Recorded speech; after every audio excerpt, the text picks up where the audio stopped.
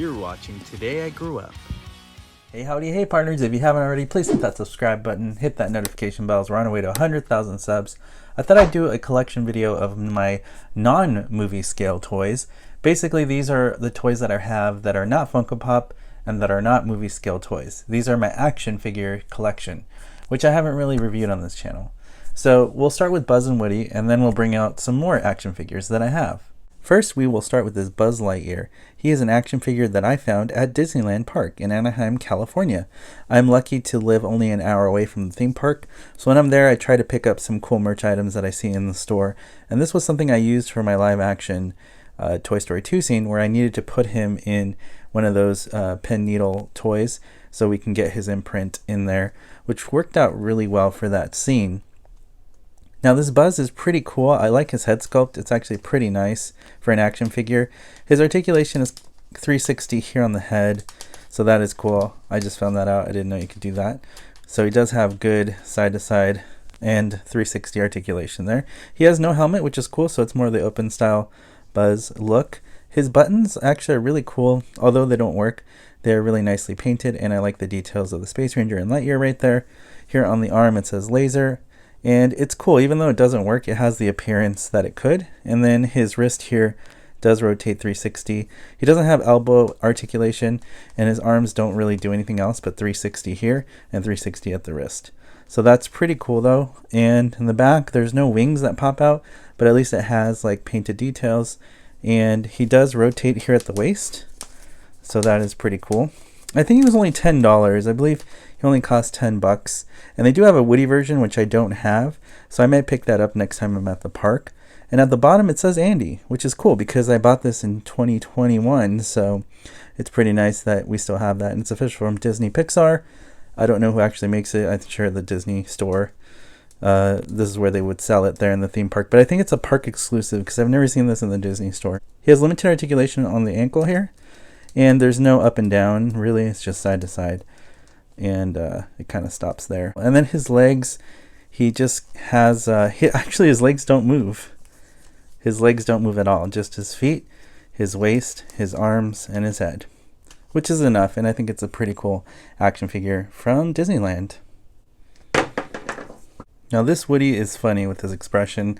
I like that he has a removable hat so you can put it on and off his head, which is nice. He has this scary look because this Woody came from the Benson 2-pack, which I have, and I really love it. And he looks really good, except his expression is just really funny because he's scared. And I think they did a great job though, although the red lines aren't painted on his shirt. He does have nice painting details there. I really like they even included a fake pull string ring.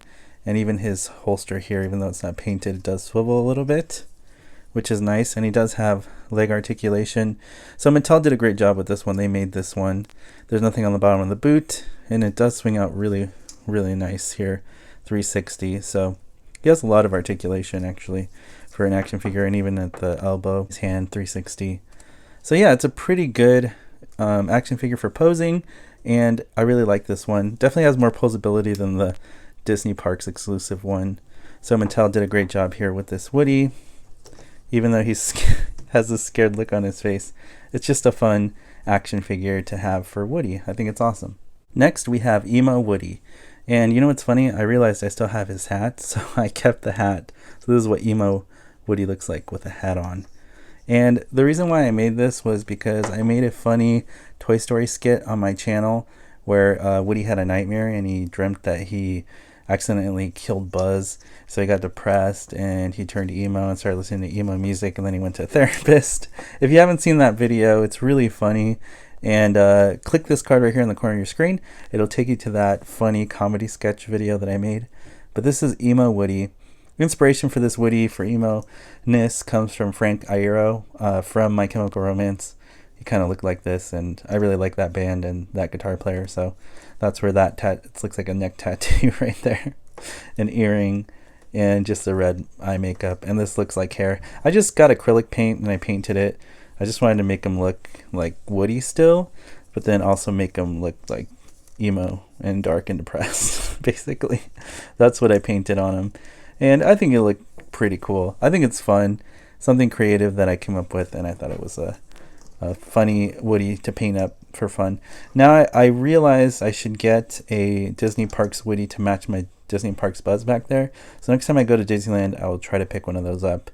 But I just really love this Woody to add to the action figure collection. Next action figure I have is Benson. He has a button here on the back of his head, and when you press that button, he talks. Well, he moves his mouth. He doesn't really talk in the movie. He makes sounds. But it has limited articulation. It only moves side to side.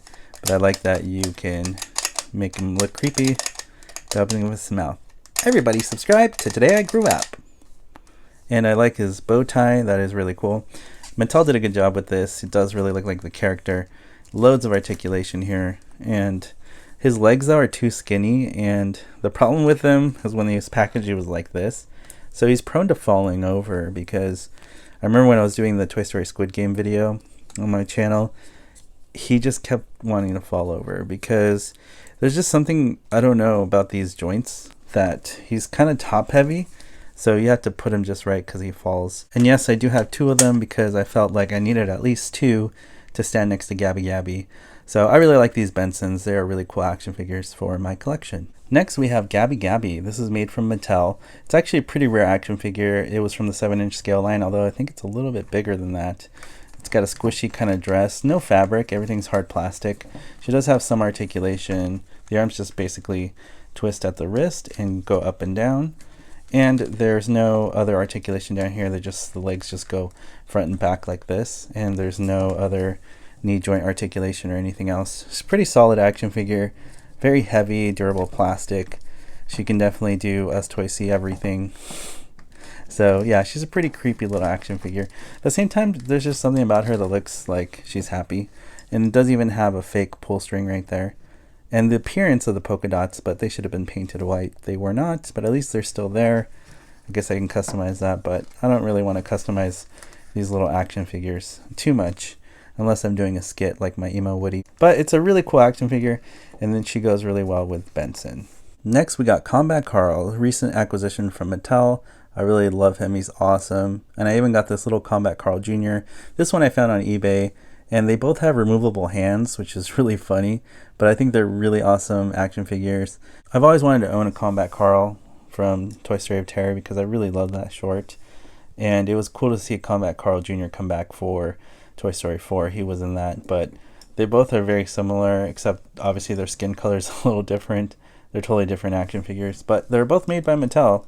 And this Combat Carl, he can remove his hand. So that's really cool. And also this little Combat Carl, his little hand can be removed as well. So both these guys can be handless, which is really funny. These are great action figures for the collection. Now, although this is not quite an action figure, I'm going to kind of consider it that. It's my brand new Pez cat that I got on eBay. It's one of the original ones. This candy is probably really old. I don't even know what year this is from, so I'm not going to eat it. It's probably really gross.